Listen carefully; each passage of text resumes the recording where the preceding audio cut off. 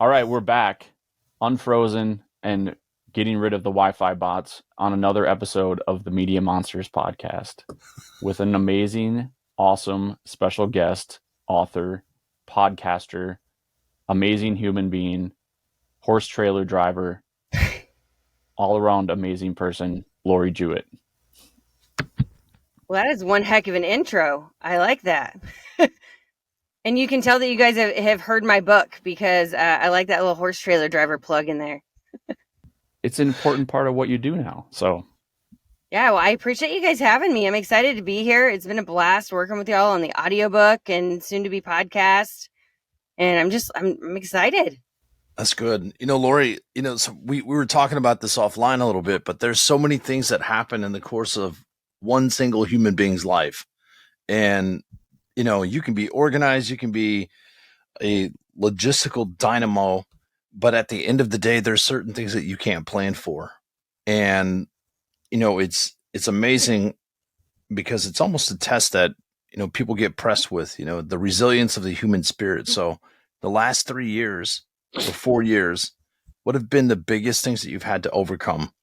A lot, actually. A complete career shift has been huge. And it's one of those things, actually, I was talking on a podcast yesterday, that it's one of those things that seemed like the absolute worst thing in the world at the time. I think everybody's had those moments where they just felt like their world was crumbling.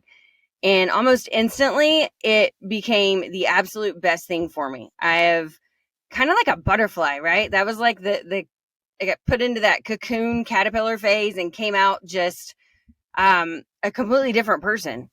And it was, I'm not saying it was easy, but, with the right support system and the right circle, I was led in the right direction and able to go from a career which wasn't awful. I mean, it was income producing and I was able to help people, but I wasn't fulfilled. And I didn't really realize that until it was over, that it was like, oh, that was not where I really needed to be. And now I'm able to pour into people through the book, the audiobook, podcasts, booked on 2 stages, things like that. So yeah, that is, I would say, the hardest thing in the last 3 or 4 years that I've had to overcome by far. So 2 stages, is that something new, Lori? Yeah, within the last week, I got booked on a stage in Pennsylvania, the Slaymaker Summit in October. And then I'm going to be on the stage at the Total Boss Cincy event in December, which I'm excited about that one because that audience, I do not have to slow down my speaking for. So super pumped up about that one. Lori, that's crazy. So with everything that you've gone through and, you kind of referenced something about, just kind of looking back going, I really didn't enjoy that time of my life. It wasn't like the thing that I would have picked for myself. And, personally, I've been in that situation in terms of, like working in mortgage. It was great. It was a great way to make a living, but it wasn't the preferred way. Jeremy, have you had a situation like that where you were just like, I don't like it? Or are you the exception? Just being in the retail space and having to do a support moment, and we all have to kind of make choices in the moment, but what it really solidified was how much you needed to be, or how much I needed to be in this entrepreneur space and in the creative space, and really trying to help people bring their voices alive. So Lori, like on your journey that you've taken so far, like looking back and having one of those jobs that, you're like, yeah, it's a good lifestyle. I learned a lot of stuff and all the typical things that people say. What were some of the most profound revelations in terms of, your life moving forward from this point? Yeah, that honestly, I learned lessons from that, and I don't regret, and it's cliche to say, but I have no regrets of anything that's happened. And the biggest thing I've learned is, even from being, I didn't love being in a leadership position, and I didn't know that I didn't love it because I was told that's what I was supposed to do, right? Everybody says you're good at it, you're supposed to do it. But I didn't love that, but I learned so many lessons from that and that personal development stage that I'm able to move forward and use that to help other people. I think that's the biggest lesson, is that even though that's not where I am meant to be now, everything that I got from that, the good, the bad, the ugly, I talk about it in my book, as you guys know, even the horrible experiences, that, the haters of the world, they taught me lessons. They taught me how not to get walked all over and how to set boundaries. So I think that's the biggest thing, is a lot of times we look back on things that happened in our life and we're like, oh, that was so awful. And I've been there too. Trust me. I spent like a month in bed after, our career ended abruptly. And I say our, because my husband and I work together, but it didn't take me near as long as I expected to get to the point where I'm like, oh, wow, here's the lessons that I'm able to extract from that. And the personal development that I went through in the process of that career taught me those things and got me to that point. It's amazing. And if you don't know that story, you need to check out ADHD. We've got Lori Jewett on with us right now. So if you're just tuning in and catching this message, it's a great book. And I loved it. It was probably one of the easiest, projects that we've had the chance to work on. But I'll tell you that, you're talking about that time, like it's almost like a reclaiming of your time. The universe stepped in and said, hey guys, you know what? The Jewett family doesn't belong here anymore. You guys we're going to, and it's crushing, right? You talk about some of that. I mean, you doubt yourself, you question yourself, I think sometimes we put ourselves on this measuring block that we can't, in our minds, we're not supposed to live up to, because that's not our intended path. So, but we also don't have a clear cut intended path, because it's unraveling and unfolding, like you said, with the lessons that we have to learn. So what happens now? Like, you're on stages, you've written a book. Hey, what's next for you in terms of where you're going? What do you think is the overall mission? I'm always curious about that for us, because it's kind of like a blind faith type of thing that we run into. Some things are real clear just based on the actions we should take. But what is that for you? Yeah, so I'm literally in that. It's funny that you said it in that way, because the overall mission, I kind of see, I have a vision for, but it's evolving every single day. It seems like it's evolving, and it's not me doing it. I finally learned to just let go and trust the process and let things happen. And I don't know what the next steps are, but I know what the end result is going to be. I want to impact people and influence people that have something, whatever it is. Maybe that's ADHD like me, neurodivergence. It could be, past trauma, whatever.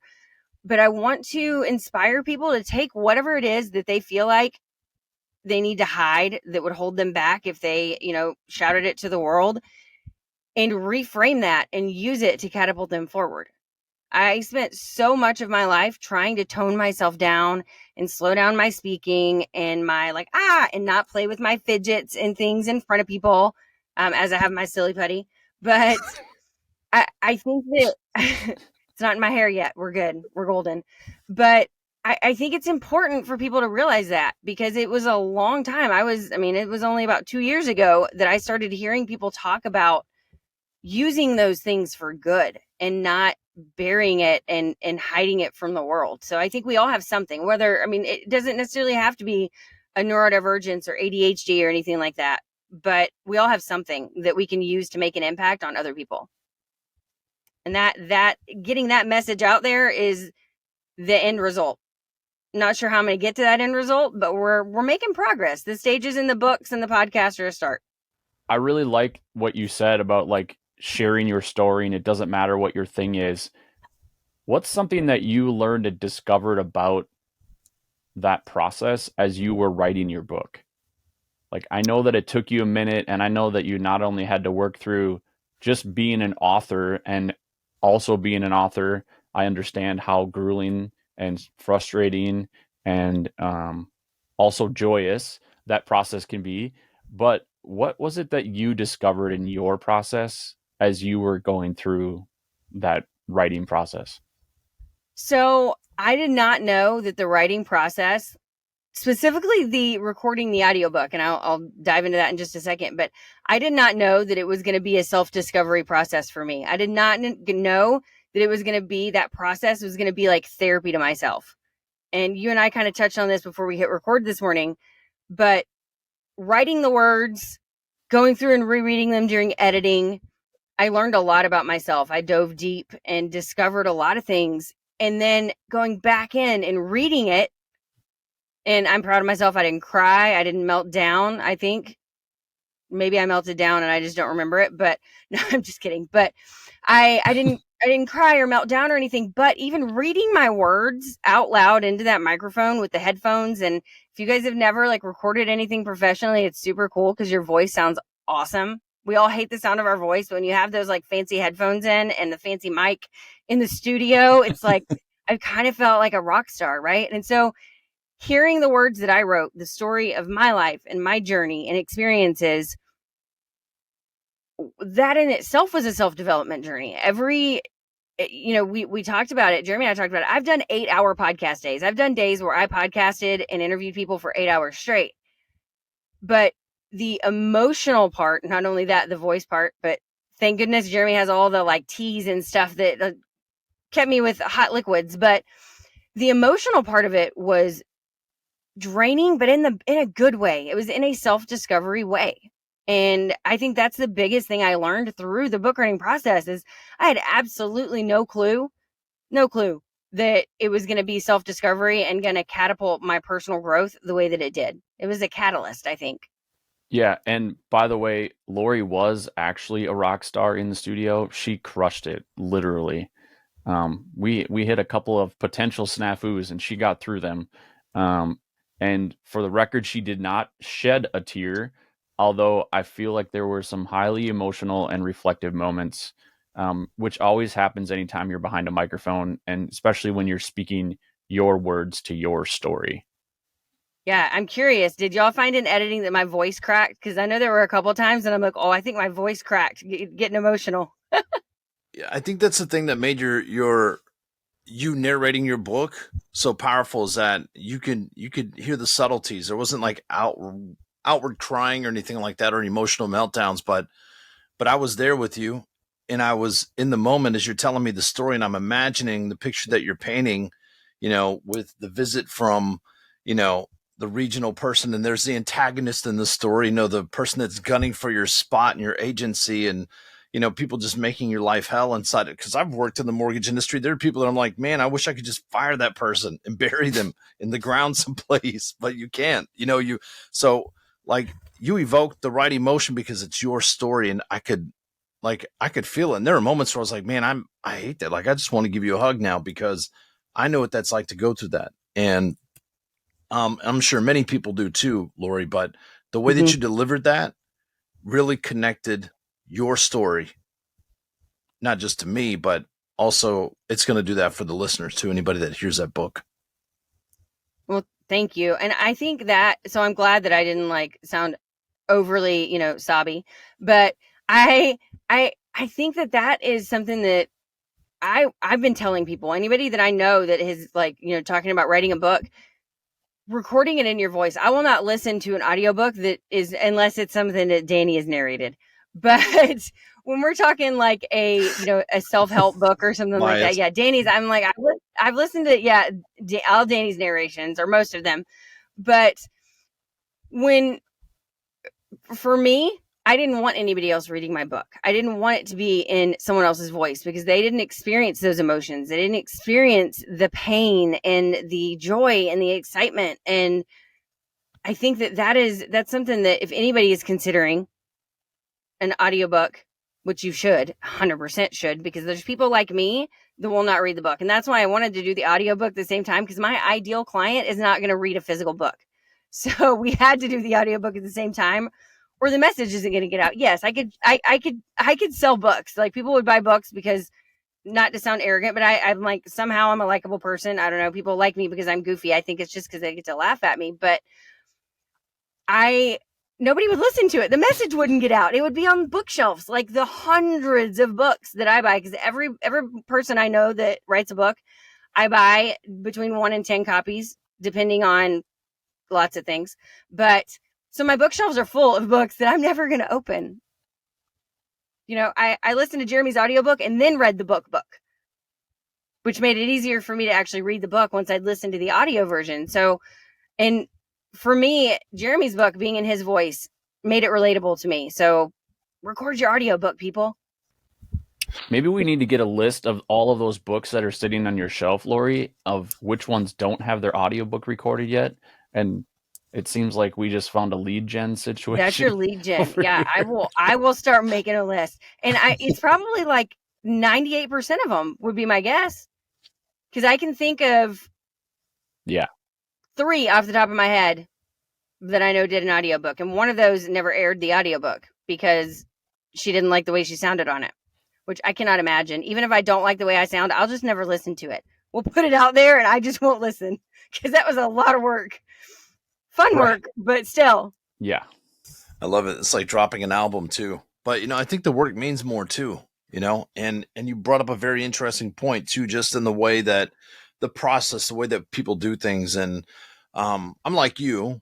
I'm not saying I'm ADHD or nothing like that, but I had a child that was. Jeremy had one too, right? So life is different. I wasn't there day to day with that particular child with my son. But you talked about like the learning styles are different, right? So, and I think we're all like that. You said something earlier in the interview, neurodivergence.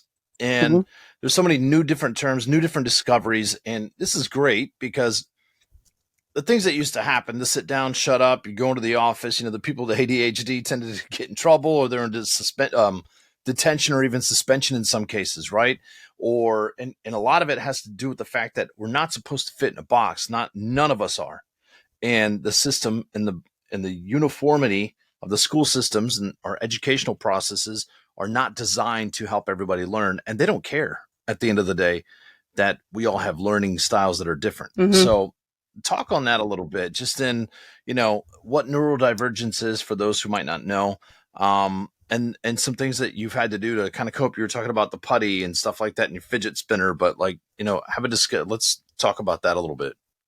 Yeah. So neurodivergence really describes anything. And it's funny because I have used it so much in the last, embarrassing amount of time it took me to actually finish this book. But I've used that word so many times that to me, it's just a word and everybody knows it, right? But I was asked twice yesterday on interviews, what does that word mean? So essentially, neurodivergence is basically something that makes your brain work a little bit differently. ADHD, autism, anything that, and I'm sure there's way more scientific term, but thankfully my book is not a scientific book because I wouldn't be able to make it through all that, but I'd get too bored because of my neurodivergence. But it's essentially anything that makes your brain work a little bit differently. And, there's neurodivergent and neurotypical. I don't think there's anything like normal or typical. It's, the Amazon description of my book opens up with, are you normal? There's no such thing, or something like that. And the neurodivergent thing, it just means our brains work differently. It can mean that we need our putty and if you look, there's actually like next to me, there's an entire basket of fidgets. Because if I didn't have something to keep me busy right now, I would be like bouncing around and playing with things and chewing on stuff. Because for me to be able to focus, I have to keep my hands and mind busy, I guess, or I won't be able to focus on a conversation or a task or anything like that. And there's, you have the same thing. If you think of, a lot of autistic people, which is a neurodivergence, a lot of autistic people have sensory issues. They can't handle, and the reason I bring that up is because I saw a reel on Facebook this morning of a mother of an autistic person that reached out to a company and asked if they could take the fleece out of some fancy jacket that the kid wanted. And there's nothing wrong with that. You shouldn't have to feel like you have to wear uncomfortable clothes if you don't like them. And I'm not autistic, but I understand that because I hate the fuzzy. It makes me itch, I guess. I don't know. Maybe that's like an ADHD thing too. But either way, those are things that make us different, right? Because there are people in the world that can have a full conversation without having to play with things. And that's something that I want to do, is get that word out there and make people understand. I know fidget spinners and things like that are more popular in schools, but in the beginning, when that started becoming popular, it was misused by people that didn't actually need it. And then it caused problems and bannings and things like that. So the kids that actually needed it, my daughter being one of those, couldn't use them in school because they were being abused by people that didn't need them. So yeah, neurodivergence is just, it's such a broad topic. In my book, I focus a lot, mostly on the ADHD aspect of it. But one of the things that I want to do, and I'm dedicating time to, is educating myself on the other types and forms of neurodivergence, so I can, relate to and help those people too. Well, I love that, and I definitely can resonate because I have she just turned 20, and she didn't get diagnosed until she was 16, and we actually went through the full testing and everything. And what a game changer that was to just have knowledge of what her person needed. And so it was really powerful to be able to have access to that and to be able to help her and not only discover for her, but also for us, which also led, and this is a kudos to Lori, because Lori actually had her on her podcast. And that did so much for confidence and talking. And Jenna actually created her own podcast about helping teens and parents for ADHD teens so that parents could have an understanding of how to come alongside their teen. And this is probably my favorite part, in a non-medicated way. I think that is what the most powerful part about that is because she doesn't want that to be the thing that people just decide. She wants that to be like, there are tools and there are things. There's baskets full of fidget spinners. There's I know that a big part of some people in that neurodivergent space is the sensory system. And so things like fleece or like itchy things, or sometimes like silk or soft things, like that drives skin nuts. Like, it's really fun. And I'll just share this little story. It's really fun to like go like it was school clothes shopping with Jenna, because like you'd know in a heartbeat like whether that was going to work or not. Like instantly, she would just touch it and be like, "Nope, not at all." I can Or relate like to that. she'd climb into it and like you'll never get her out of it. Which is also why she steals dad's sweatshirts all the time, because she'll never get out of those. Which I'm okay with. You are incredible as a human and a person. Well, I appreciate y'all having me on, and I feel the same about y'all. The whole process of the audiobook and getting started on the podcast, really fantastic. Lori, if people wanted to be able to connect with you and get your book, since I believe it already became a best-selling ebook, and get your audiobook, where can they connect with you? Actually, all the links are at lorijewett.com. So you can find me on social media by all the iterations of the book, everything like that, at lorijewett.com. Make sure you connect with Lori Jewett. And again, Lori, thank you so much for coming on today. And listen, make sure you follow us. If you're listening to this, you can catch us on our Media Monsters channel. On YouTube, it's Media Monsters 1111. Make sure you find us on Facebook too under Media Monsters. We'd love to have you on there. And listen, make sure you like, subscribe, and share this with somebody who needs to hear this, especially somebody from the neurodivergent community. They are rising, finding solutions to everything. And it's a beautiful world too. So thank you again. Remember, continue to be a media monster. Rawr.